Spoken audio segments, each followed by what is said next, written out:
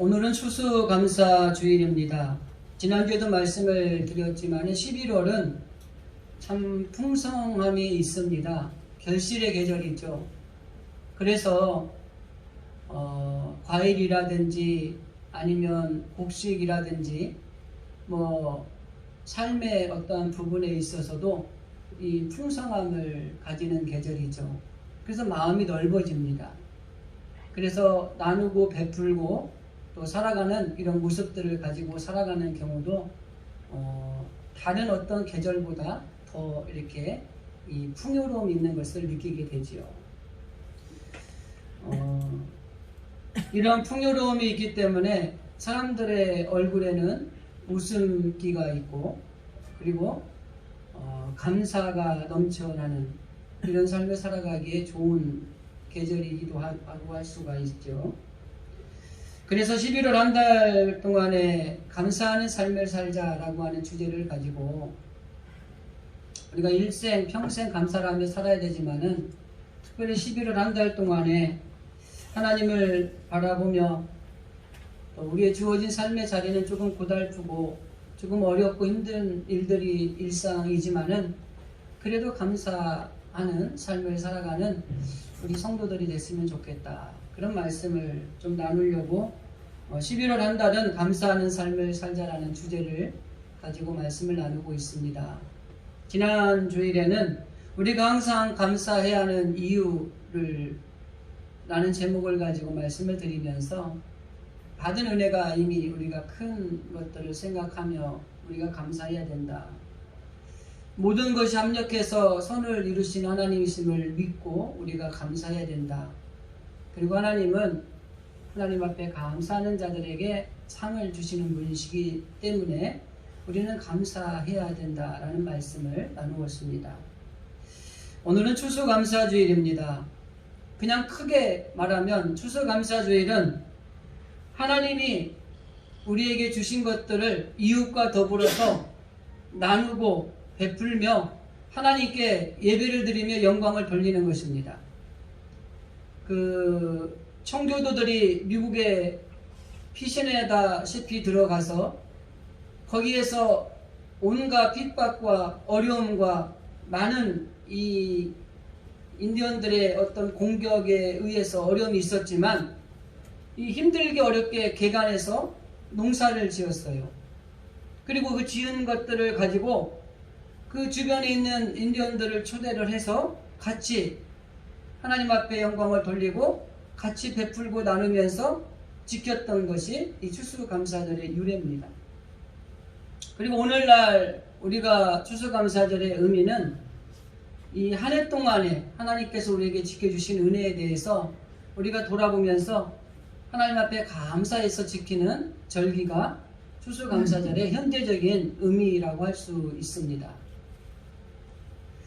이 이스라엘의 절기에는 그 각자의 절기의 의미가 있습니다. 특별히 추수감사주일에 있어서도 그 이스라엘이 이 추수감사절을 지키는 의미가 있어요. 그래서 우리가 추수감사절의 근원이 어떻게 되는가를 좀 먼저 아는 것이 좀 필요할 것 같습니다. 그 부분을 먼저 말씀을 드리고 우리가 이런 하나님 주신 은혜에 우리가 어떻게 하나님께 보답해야 될 것인가를 오늘 본문에 있는 말씀들을 통해서 몇 가지를 좀 정리해 보려고 합니다. 이 추수감사절의 근원은 세 가지 정도로 볼 수 있는데 첫째는 지난주에 말씀드린 거하고 좀 연관이 되겠습니다. 하나님의 은혜를 기억하는 절기입니다. 이스라엘 백성들에게 있어서 추수감사절은 하나님이 우리에게 베푸신 은혜를 기억하는 절기입니다. 사실 마음의 문을 닫아놓고 살아가는 사람은 감사하기가 참 어렵습니다. 그런데 마음의 문을 열고 내가 받은 은혜를 늘 기억하며 살아가는 사람은 감사할 수 있는 확률이 훨씬 높은 것입니다.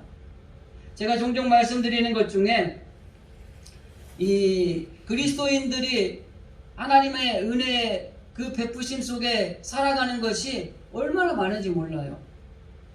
제가 지난 한 주간 동안 살아오면서 이렇게 토요일날 쭉 정리를 해봤어요. 그런데 하나님이 도우시지 않았으면 내가 이렇게 하나님 앞에 나와서 예배드리고 하나님 앞에 이렇게 감사하며 살아갈 수 있을까 하는 그런 생각을 해봤어요. 한 주를 쭉 정리를 해보는데 운전하다가 사고가 날 수도 있었고 사람들과의 관계에서 다툼이 일어날 수도 있었고 그리고 누구를 만남에 있어서 그 사람에게 상처를 주는 이런 일들도 있었고 그리고 나도 모르게 괜히 마음이 서운한 마음을 가지기도 하고 이런 것들이 있었던 거죠.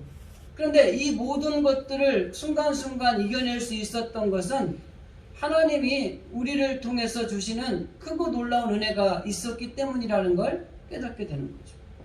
그럼 여러분도 뭐 한 주 가면은 너무 기억력에 이 한계가 있으니까 하루를 쭉 살아보시고 저녁에 잠자리에 누워서 하나님 앞에 마무리하면서 기도하실 때 오늘 하루 하나님이 내게 주신 은혜가 어떤 것들이 있었는가 한번 쫙 정리를 해보십시오. 그러면은 눈을 뜨기 시작할 때부터 지금 눈 감는 순간까지 하루의 일과를 쭉 보면 이것도 하나님의 은혜였구나. 이게 하나님이 나에게 은혜를 주시지 않았다면 엄청나게 큰 사건이 될 수 있고 사고가 날 수도 있고 다툼이 일어날 수도 있고 분쟁이 일어날 수도 있고 원망하고 불평할 수도 있는 이런 일들이 있었구나라는 걸 아마 무수하게 발견하게 될 거예요. 그래서 이스라엘 백성들이 지키는 추수감사절의 가장 근본적인 근원은 뭐냐면 하나님을 기억하는데 하나님이 우리에게 주신 은혜를 기억하는 데서 시작하는 이 절기의 근원이 있다고 하는 것입니다. 종종 그런 말 하잖아요. 예전에 제가 이 선물을 한 적이 한 번 있어요.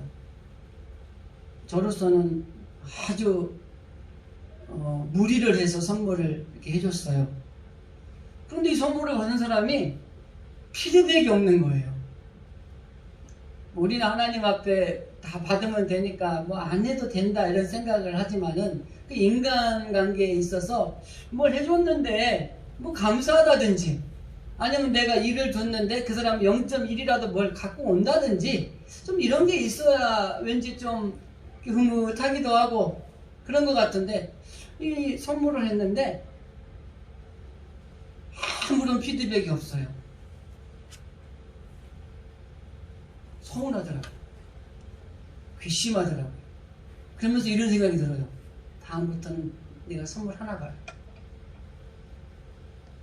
우리 옆에 사는 다른 교회 다니는 권사님이 계세요. 80이 넘으신 것 같은데 그 권사님은 시골에서 뭐가 올라오면은요 우리 옆에 집에 목사님이 산다는 걸 굉장히 긍지를 갖고 좋아하세요. 내가 얼마나 조심스러운지 몰라요. 애들이 말하는 대로 소리도 못 지르고요. 그런데 그분은 이 조그마한 하나가 오면은 꼭 우리 집 노크를 하면서 목사님 드셔보시라 이렇게 주시는 거예요. 근데 오는 게 뭔지 알아요? 감자, 양파 이런 거예요. 너무 감사한 거예요. 근데 우리 사모님한테 뭐라도 좀 그릇 드릴 때 그것보다 더 풍성하게 좀 드리라고. 이 받은 은혜를 기억하고 살아가는 게 사람의 도리입니다. 저와 여러분이 일생을 살아오시면서 하나님이 내게 베푸르신 은혜를 기억하는 게 이게 복이에요. 이걸 기억하지 못하니까 감사하기보다 불평하는 일들이 생기는 거예요. 하나님이 내게 주신 은혜가 너무 큰 것들이 많은데 그걸 알지 못하니까 잃어버리거나 기억하지 않으니까 조금만 어려운 일이 생기면 자꾸 원망하고 불평하는 이런 일이 생기는 거죠. 추수감사절에 그런 근원이 있다는 겁니다. 두 번째 추수감사절의 근원은 구원에 감사하는 절기입니다. 이스라엘 백성들이 악지에 있어서 정말 노예 생활을 할 때 하나님이 그들을 구원해 주신 이 구원의 감사가 해서 드리는 절기가 추수감사절기의 의미라고 하는 겁니다. 우리들도 죽을 수밖에 없는 죄인의 모습이었는데 하나님이 그의 아들 독생자 예수 그리스도를 이 땅에 보내주시고 우리를 통해서 수많은 은혜를 베풀어 주셨는데 그리고 하다 안 되니까 마지막 생명을 우리를 대신해서 내어놓으시고 우리를 구원해 주셨잖아요. 제가 우리 아이들에게 농담 반 진담 반으로 가끔 그런 얘기 합니다. 너희들은 이 땅에 엄마 아빠가 태어나게 해준 것만으로도 일생을 감사하며 살아야 되고 효도해야 된다고. 농담 같지만 진담 같고 진담 같지만 농담 같은 이 이야기가 아리송하지만은 맞는 거예요.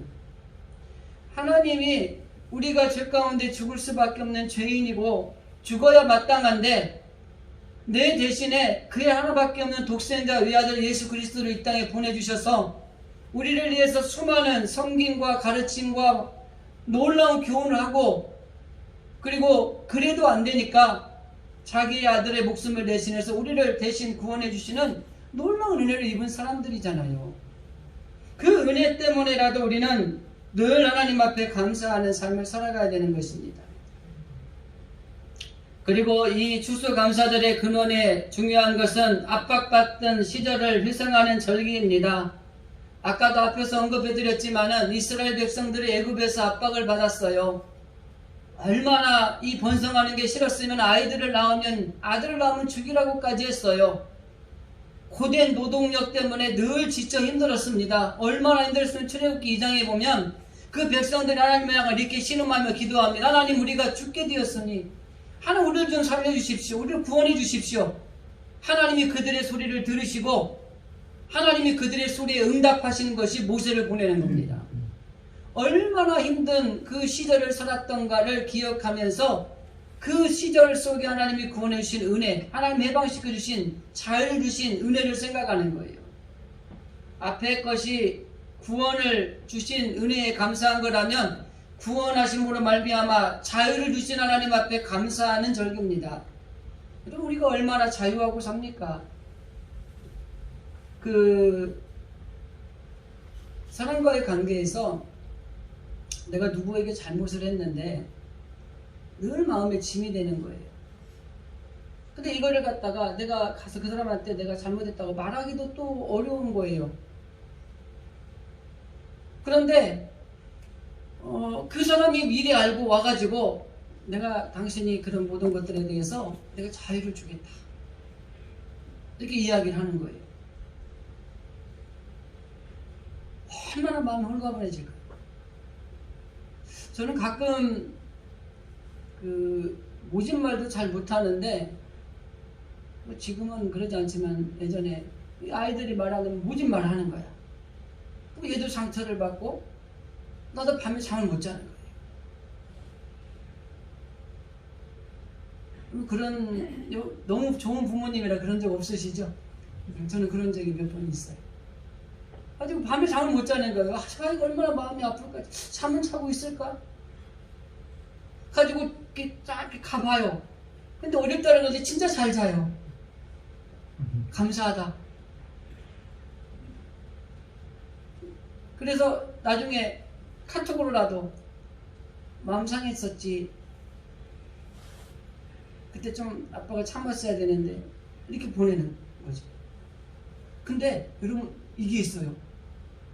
우리 애들이 칭찬 안 하면 밝아요. 그래서 괜찮아요? 하고 딱 답장이 오잖아요? 얼마나 편하지 몰라요. 근데 답장이 안 오거나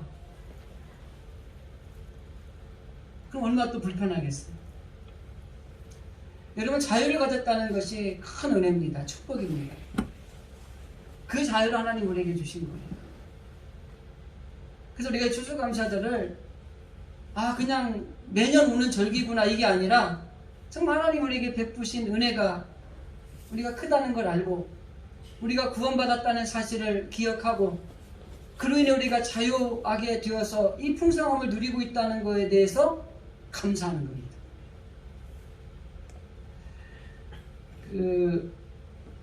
지난주엔가 언니가 데려가는데 70년대 이 배경으로 하는 무슨 화면이 나오더라고요. 근데 거기 뭐가 나오냐면 연탄을 떼는데 연탄도 아닌 뭐 이렇게 조그마하게 붙은막 같은 거 하나 있고 바로 방이 문이 있고 막 이런 게 나오는 거예요. 뭐 지금 그런 데서 살아라고 하면은 못 산다고 그럴 분들 많을 거예요. 그죠? 지금 사는 게 우리 얼마나 정말 복을 받은 사람들입니까? 그죠? 그래서 우리가 늘 이 하나님이 우리를 향한 하나님의 사랑을 늘 인식하고 살아가는 게 굉장히 중요한 것 같아요. 그럼 하나님 나를 사랑하시는구나. 하나님은 나를 통해서 좋은 걸 주시기를 원하시는구나. 그리고 그 하나님은 이 좋은 걸 누리는 우리를 보고 기뻐하시는구나. 우리 사람들은요, 사촌이 땅을 사면 배가 아프다. 참, 나는 그 속담이 옛날에 이해가 안 됐는데요. 요즘에 이해가 돼요. 나하고 비슷한 목사님이 잘 나가면 왜 이렇게 배가 아픈지. 아, 나도 저 정도 되는데. 이러면 안 되잖아요. 그죠? 근데 정말 이런 이 하나님이 우리를 향해서 하나님 어떤 마음을 가시냐면 우리가 잘 되잖아요. 정말 기뻐하세요. 여러분의 사업장이 잘 되면은요, 하나님이 제일 기뻐하세요. 여러분의 가정이 평안하면요, 하나님이 너무 좋아하세요. 여러분 각자 개개인이 어디 주어진 자리에서 세상 말로 잘 나가잖아요. 하나님이 정말 기뻐하세요. 이런 하나님이 나의 하나님이 우리 하나님이라는 거, 이걸 생각하면 우리가 늘 감사할 수밖에 없는 거죠. 또 이런 얘기 하다 보면 끝이 없이 또 3000% 빠지니까요. 오늘 하고 싶은 얘기를 하겠습니다.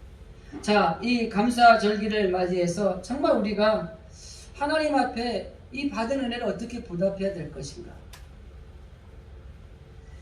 이화여대 총장 하셨던 그 장상 교수가 있습니다. 국무총리도 서리까지 했죠. 서리까지. 이분이 이런 고백을 했어요. 국민일보에 기고가 됐던 내용인데, 내가 살아온 70년을 이 한약 보자기에 다 넣어가지고 꾹 짜면 뭐가 나올까? 그러면서 그분이 이렇게 말해요. 이걸 꾹 짜면 감사라는 두 글자가 나온다. 이렇게 말씀을 하셨어요. 그러면서 본인이 삶의 위기라고 느끼는 세 가지를 기고를 했습니다.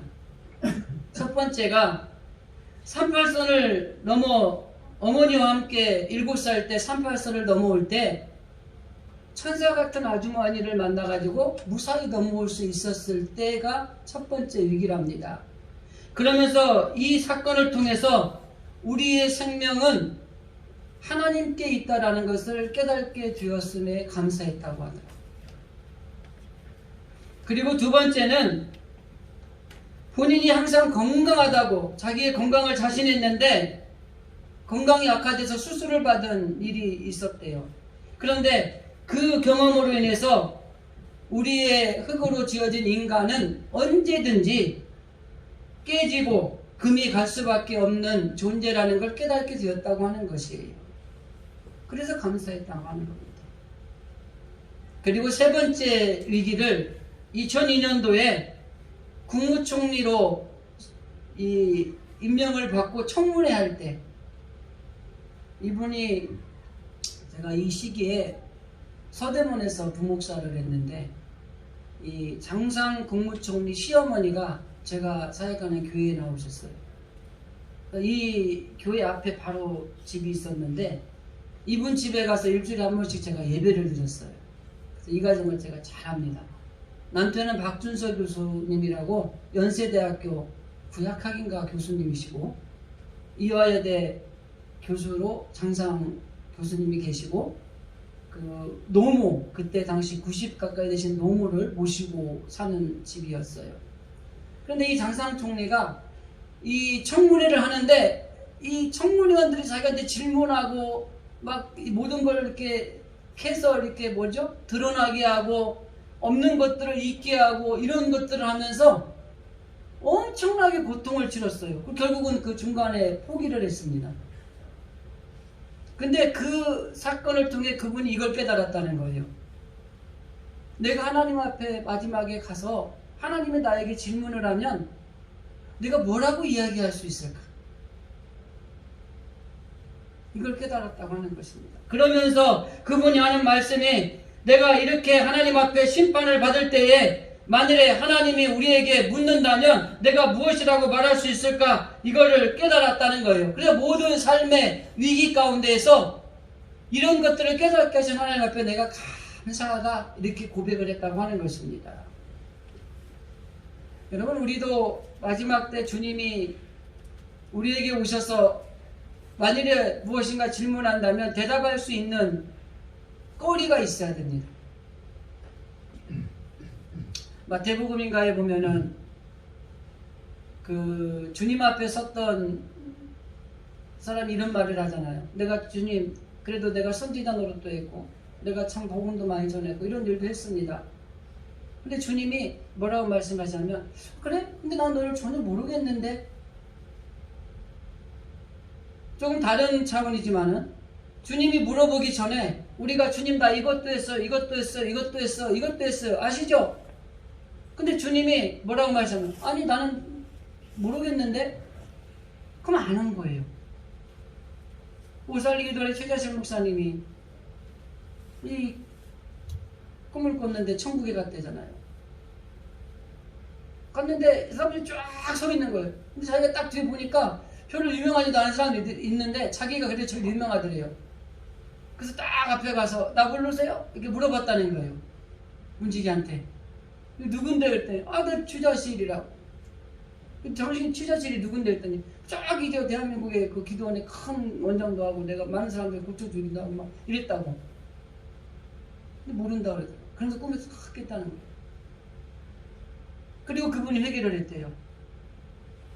내가 정말 이 땅에서 많은 일 했다고 했는데 하나님을 위한 일이 아니라 전부 다 나를 위한 일, 내 영광 받는 일, 내 이익이 되는 일들만 하고 살았구나.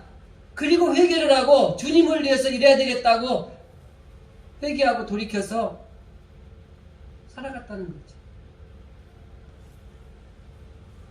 주님이 마지막 때 저와 여러분에게 만일에 무슨 질문하실지 모르지만 질문한다면 여러분 우리가 자신 있게 대답할 수 있는 그런 신앙생활이 필요합니다.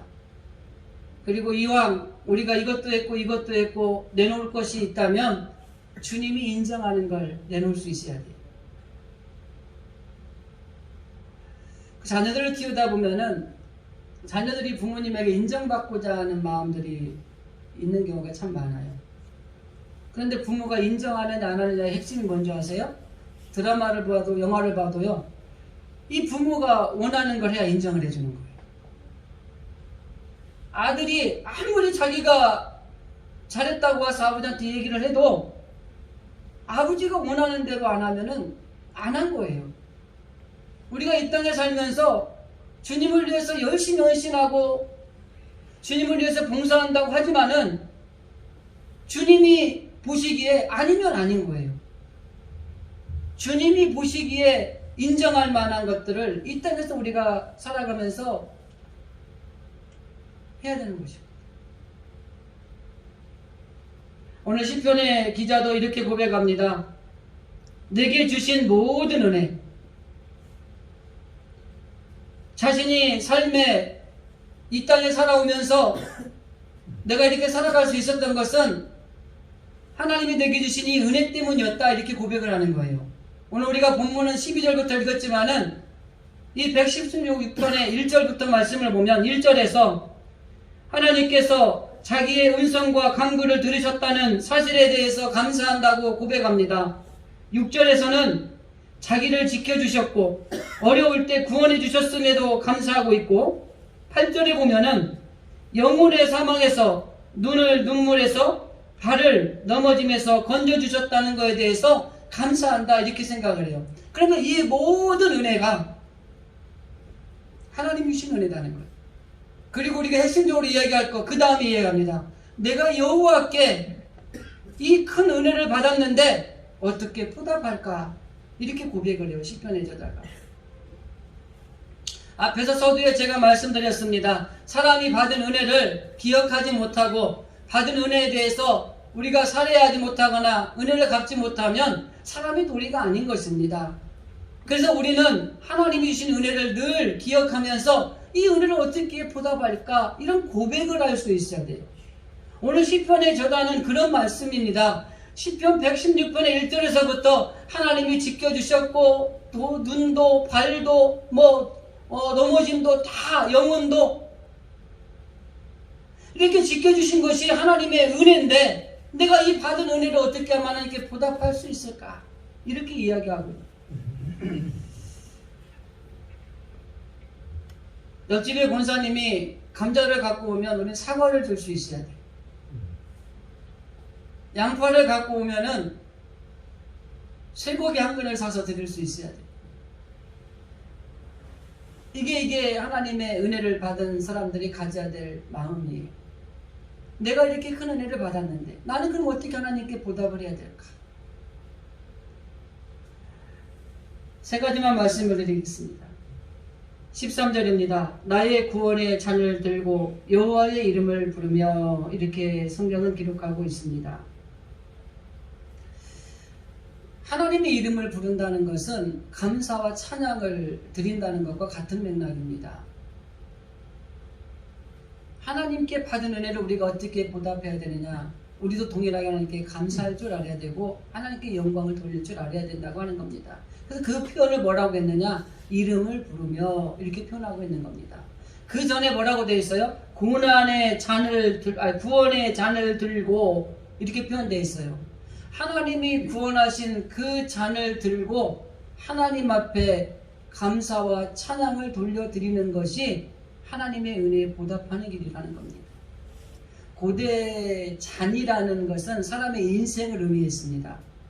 그래서 거기에는 복 그리고 저주가 함께 들어있어요. 다윗은 이렇게 말합니다. 하나님의 복으로 가득 찬 자신의 인생을 하면서 내 잔이 넘치나이다 이렇게 고백을 해요. 거기는 뭐예요? 하나님이 주신 복이 그 잔에 가득 차게 넘친다는 걸 표현하는 거예요. 그런데 이사야 선지자는 거꾸로 이야기를 합니다. 이사야 선지자는 이스라엘의 백성들이 하나님의 분노의 잔을 마셨다 이렇게 표현을 합니다. 그러면서 거기에 뭐라고 말해요? 징벌, 저주를 이야기를 합니다. 그래서 이 잔이라고 하는 거에는 사람의 인생이 들어있어요. 그게 복이 될 수 있어요. 축복이 될 수도 있고 그러나 저주가 될 수 있고 징벌이 될 수도 있는 겁니다. 그래서 우리가 감사와 찬양은 구원을 받은 성도들이 당연히 해야 될 도리입니다. 그래서 하나님이 받은 은혜를 어떻게 우리가 보답할까? 하나님이 구원하신 그 잔을 들고서 우리가 하나님 앞에 감사와 찬양으로 영광을 돌려드려야 되는 것이다. 이게 첫 번째 이 시편의 저자가 고백하고 있는 말씀이라고 하는 것입니다. 그리스도인들은 모든 결박에서 풀어주신 하나님의 이름을 부르며 감사해야 되는 것입니다. 구원의 감격으로 여호와 이름을 부르며 철저하게 하나님을 높여드려야 된다고 하는 것입니다. 표현되지 않은 감사는 감사가 아닙니다. 표현할 수 있어야 돼요. 사랑한다 말해야지 사랑하는 줄 알지. 오래 산 부부들은 사랑한다는 말을 잘 안 한대요. 알지. 그런데 알긴 뭘 알아요. 사랑해 이렇게 그 표현을 해줘야죠. 감사도 마찬가지입니다. 하나님 아시지요? 알긴 뭘 알아요. 하나님 몰라요. 하나님 이것도 감사하고요. 하나님 이것도 감사하고요. 하나님께서 하나님 영광을 돌려드리고 하나님 감사할 찬양을 드립니다. 이렇게 해야 돼요. 여러분 하나님 앞에 내가 무엇으로 보답할까? 하나님 우리에게 물질을 주시는데 물질 달라고 안 하셔요. 그냥 하나님 앞에 이름을 불러서 하나님을 감사하고 하나님께 찬양을 돌리라는 거예요. 이게 하나님 앞에 보답하는 첫 번째 모습이라고 하는 겁니다. 우리가 고난들과 할 수 있는 거 하나님 감사합니다. 하나님 영광 받으십시오. 하나님 이것도 감사하고 이것도 해주셨네요. 이것도 감사합니다. 이렇게 말하는 거 이게 하나님의 은혜에 보답하는 거예요. 두 번째는 14절입니다.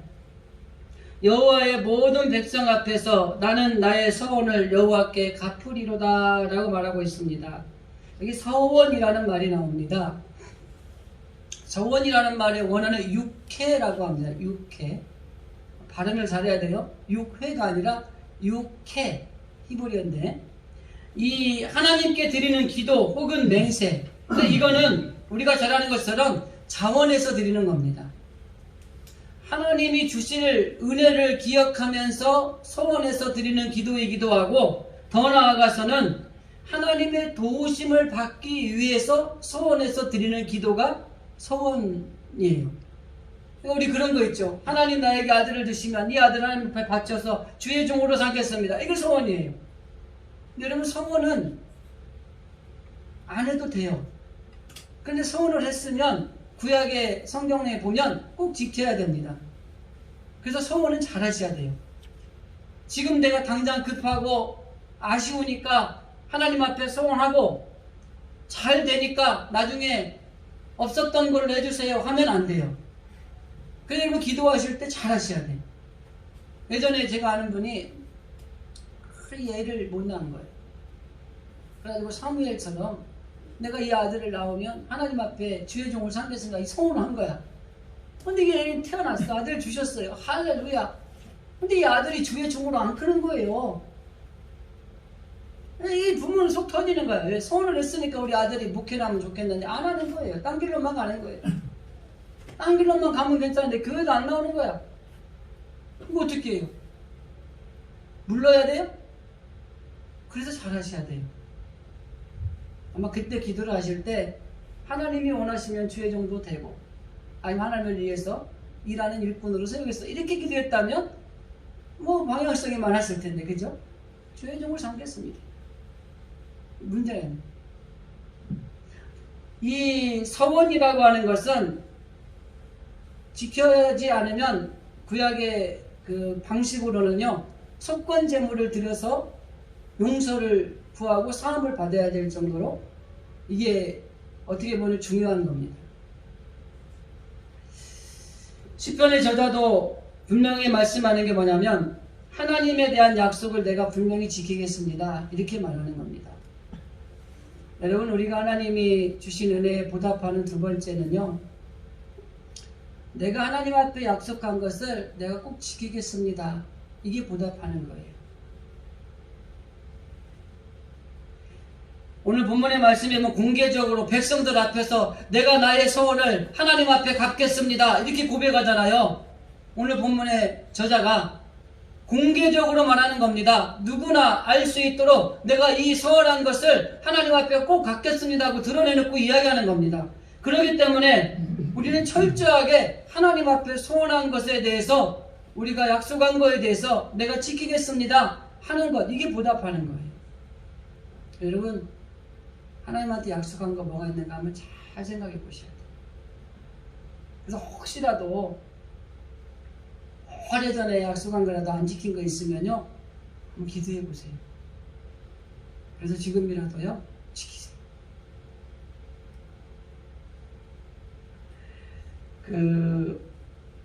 은혜를 받은 사람들은 하나님과의 약속을 지키게 되어 있습니다.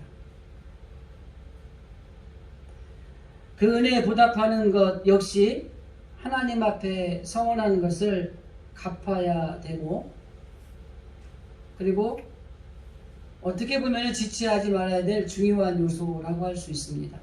그래서 우리가 추수감사 주일 예배를 드리면서 여러분 신앙생활 하면서 하나님 앞에 약속한 것이 있었는데 혹시 지키지 못한 것들이 있는가 한번 점검해 보시기 바랍니다. 그리고 할 수만 있으면, 아니 오늘 성경 말씀 들으면 꼭 지켜야 되는 거죠. 하나님이 약속한 것들을 더디다고 하더라도 하나님 앞에 약속한 것을 지키는 것들이 필요합니다. 그래서 이렇게 하나님 앞에 감사와 영광을 돌릴 때 하나님 앞에 내가 무엇으로 보답할까? 큰 거 아니에요. 내가 하나님께 약속한 것을 내가 지키겠습니다. 이렇게 살아가는 것이 필요하다는 것을 오늘 시편의 저자는 이야기하고 있습니다. 한 가지만 더 말씀을 드립니다. 17절입니다. 내가 주께 감사제를 드리고 여호와의 이름을 부르리이다. 다윗은 말로만 하나님 앞에 감사한 게 아니라 제물을 드리면서 여호와의 이름을 부르며 감사했다. 이렇게 고백을 하고 있습니다. 감사제는 내가 이미 받은 복에 대해서 하나님 앞에 감사해서 드리는 겁니다. 하나님 이런 일이 있었던 거에 대해서 너무 감사합니다. 이게 감사예요. 근데 감사제에는요, 여러분 주셔서 감사한 게 있고요, 주실 줄 믿고 감사하는 게 있어요. 제가 종종 그 신앙생활 할 때 우리 뭐 가정에서도 그런 얘기를 가끔 하지만은 주셨기 때문에 감사한 것도 정말 좋은 거지만 아직 안 주셨는데 주실 줄 믿고 감사하는 게 더 하나님의 감동을 준다는 얘기를 합니다. 여러분들 가운데 뭔가 하나님 앞에 내가 받아야 될 것이 있고 내가 하나님 앞에 기도해서 응답받아야 될 것이 있고 하나님이 내게 주실 것들을 기대하고 있는 분들이 있다면 주신 다음에 감사하는 것도 좋지만 하나님 주실 줄 믿고 감사합니다. 그리고 먼저 선 감사를 하는 것도 한번 해보세요. 근데 성검사 했는데 안 줬어. 줄 때까지 기다리세요. 믿음으로. 그래서 우리가 하나님 앞에 어떤 소원하는 게 있고 원하는 게 있고 기도하는 게 있으면 주실 때까지 있다가 감사하는 것보다 하나님 내가 주실 줄 믿고 감사합니다. 그리고 하나님 앞에 감사해 보는 거죠. 그래서 오늘 다윗은 모든 감사제를 드리고 여호와께 이름을 부르겠습니다. 이렇게 말합니다. 실제적으로 모든 제사에는 제물을 드리도록 되어 있습니다. 감사제 역시 예외가 아닙니다. 그래서 출애굽기 23장에 보면은 빈손으로 내게 보이지 말아라. 하나님 앞에 나올 때에는 제물을 가지고 와야 된다. 이렇게 말하고 있어요. 출애굽기 34장에도 보면은 빈손으로 내 얼굴을 보지 말지니라. 쉽게 말하면 구약의 제사에는 하나님 앞에 나아갈 때 꼭 있어야 될 게 제물이 있어야 돼요. 그 제물이 나를 대신해서 희생당함으로 그 제물을 받으신 하나님께서 우리의 죄를 사해 주시고 우리의 예배를 받으시는 겁니다. 그렇기 때문에 모든 제사에는 제물이 함께 있는 겁니다. 그게 감사제냐 서원제냐 아니면 자원제냐 각자의 제물의 의미는 다르겠지만 모든 제사에는 제물이 있어야 되는 겁니다. 우리도 마찬가지잖아요. 하나님 앞에 예배드리러 올 때마다 하나님 앞에 예배드리는 주일마다 하나님 앞에 예물을 드리잖아요. 그게 감사의 물이든 그게 건축이든 그게 선교든 그게 주지원금이든 11조든 오늘같이 이제 추수감사절기를 맞이하면 특별히 추수감사절기 예물이든 하나님 앞에 예물을 드리는 거예요. 그런데 여기 이 시편의 저자는 뭐라고 말씀하고 있냐면 내가 하나님 앞에 보답하는 길이 바로 하나님 앞에 이 감사제를 드리는 거라는 거예요. 하나님 앞에 나올 때마다 우리가 제물된 마음으로 하나님 앞에 예물을 가지고 나와서 하나님 앞에 드리는 것이 하나님 앞에 보답하는 길이에요. 아까 제가 말씀드렸지만 감자가 오면 사과를 드려야 되고요. 양파가 오면 쇠고기 한 개라도 사드려야 되고요. 이게 필요한 거예요. 하나님 앞에 내가 받은 은혜를 어떻게 보답할까? 하나님이 내게 주신 것을 바라보며 하나님이 내게 주신 것들을 기억하며 하나님 앞에 내가 정말 최선을 다해서 드려야 되는 거예요. 저는 종종 우리 아이들한테 교육할 때 그럽니다. 너희 쓸 것은 아끼더라도 하나님께 드릴 건 아끼지 말아라. 그럼 하나님이 너의 물질의 창고를 마르지 않게 할 것이다. 저는 이 말이 확신합니다. 제가 그렇게 살아왔고요.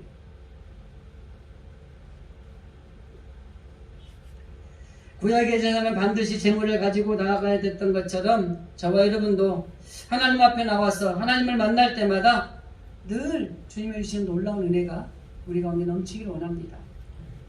지난주에 감사해야 되는 이유에 대해서 말씀을 드렸는데 감사해야 되는 이유에 대한 글을 하나 소개하고 말씀을 정리하겠습니다.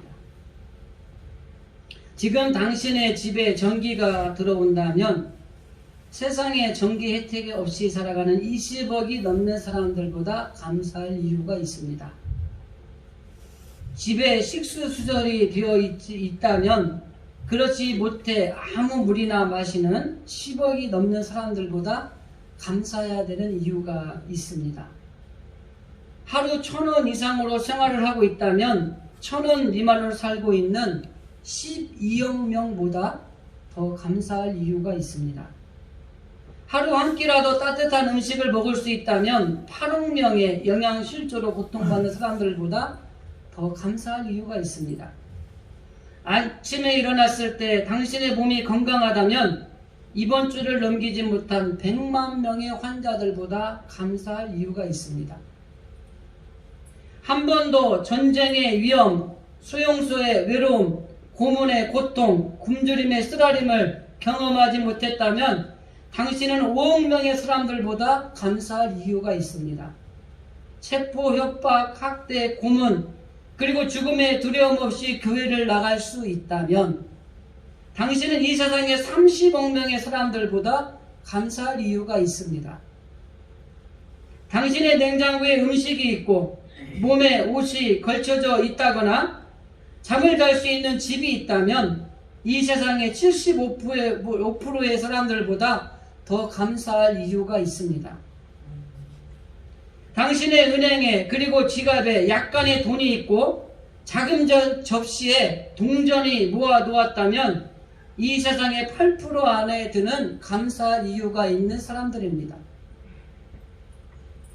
부모가 아직 살아계시고 혼자가 아니라면 보기 드물게 감사할 이유가 있는 사람입니다. 이 글을 읽고 있는 당신이 축복받은 존재라는 것을 알게 된다면 글을 읽을 줄 모르는 이 세상의 20억의 사람들보다 감사할 이유가 있습니다. 지난 한 해를 살아오시면서 우리가 하나님께 받은 은혜가 무엇입니까? 코로나 때문에 한 개도 없어요. 이렇게 얘기할 수도 있을 것입니다. 그러나 잘 생각해 보시기 바랍니다. 그리고 그 하나님이 내게 주신 은혜를 기억하셔야 됩니다.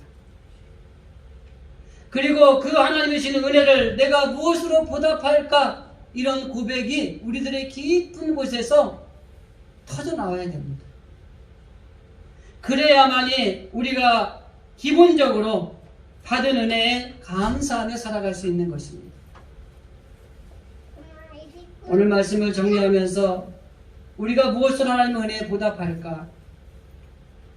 하나님 앞에 받은 구원을 감사하며 하나님의 이름을 부르며 하나님의 은혜에 보답하시기를 바랍니다. 하나님의 서원을 갚으며 하나님 앞에 충성하시기를 바랍니다. 감사함을 드려 하나님께 영광을 돌려드리시기를 바랍니다.